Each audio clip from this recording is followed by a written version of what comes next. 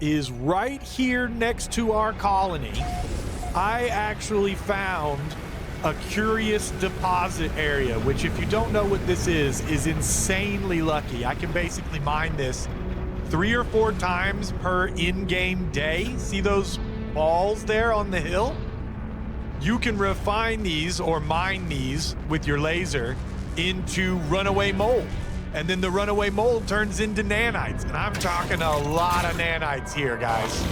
We don't just have 1 or 2. Look how many we've got. I almost messed them up with the wrong laser. And when you start mining these guys, they start rolling. And these are awesomely kind of spaced right here on this hill. So I can get them all rolling down and then kind of run along behind them. Because one of the things on this planet is there are sentinels which will start messing with me for mining stuff. So if I leave them where they're at and just mine them, I usually get attacked.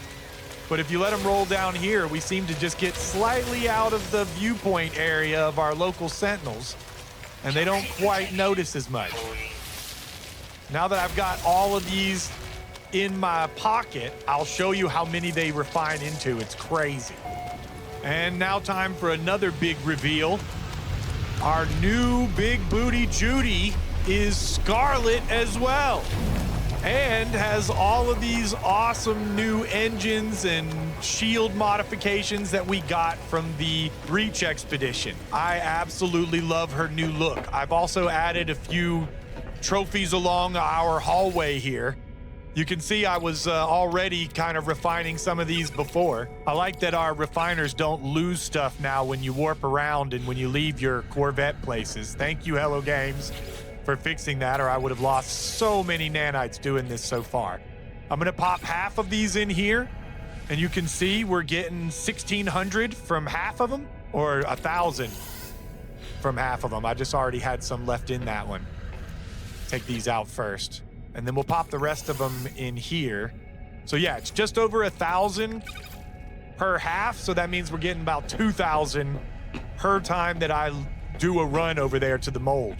And I'm gonna stock up a whole bunch of runaway molds for us to take into the next expedition so that we can instantly get loads of nanites and things like that.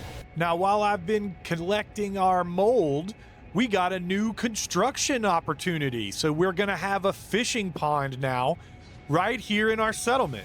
So we've got to do a few different stages on this before it's officially open.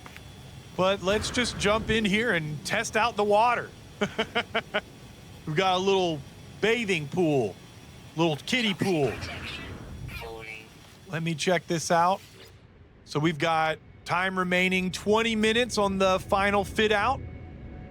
I guess I'm gonna wait on that before we go, and I wanna keep mining the runaway mold anyway. It literally respawns like every 15 or 20 minutes. So that's kind of perfect. And another thank you to Aussie Bob for this recipe. It has changed my life. So we now have the recipe for, with sugar and flour, to make sugar dough.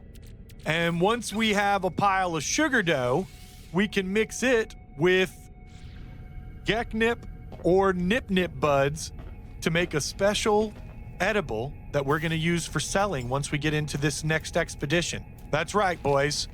We are now an edible salesman. I'm just going to sit down and wait while I have an awesome view out the window of Phoenix. You can see I've done a little bit of interior upgrades with our posters and stuff now. Our little cozy home is really coming together. I love the way the red leaks in from the outside as well. Freaking awesome. And while I was waiting, a freaking visitor arrived. Hey, what are you doing in my office, planetary drudge? Planning a joke? I love practical jokes. I can't wait. Let's see who our visitor is. Unprompted, Work Gek announces that they came in peace. They claim to be a wanderer in the grand tradition of peaceful exploration and offer nip buds in recognition of our mutual interests. Well, I'm definitely going to take your nip buds, dude. Oh my gosh, his name was Gek? Maybe he just forgot his name because he's so messed up on nip buds.